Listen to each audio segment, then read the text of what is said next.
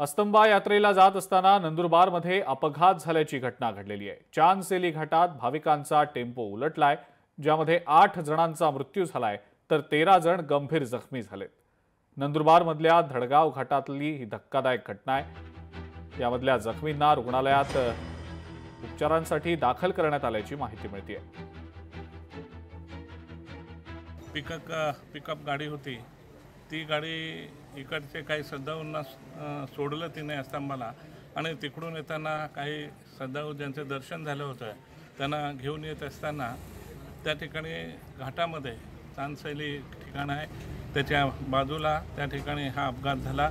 गाडी दरीमध्ये कोसळली आणि कोसळली तेव्हा त्या ठिकाणी ऑन द स्पॉट 7 प्रेत त्या ठिकाणी 7 श्रद्धाळू मृत्युमुखी पडले। त्याच्यानंतर बाकीच्यांना काही इंजुरी झाल्या आहे, त्याच्यामधला एक सिरियस आहे। तळोदा या उपजिल्हा रुग्णालयामध्ये या ठिकाणी 13 जणांना भरती करून घेतले आहे।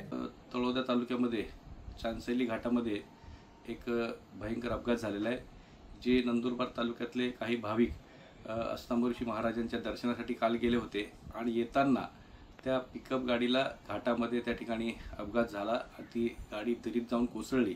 त्यात जवळपास 7 भाविकांचा दुर्दैवी मृत्यू झाला आहे। जवळपास 8 त्यातले भाविक गंभीर जखमी, त्यांना आम्ही नंदुरबार सिव्हिल येथे हलवलेलं आहे। जेही जखमी असतील त्यांच्या परिवाराने काळजी करू नये।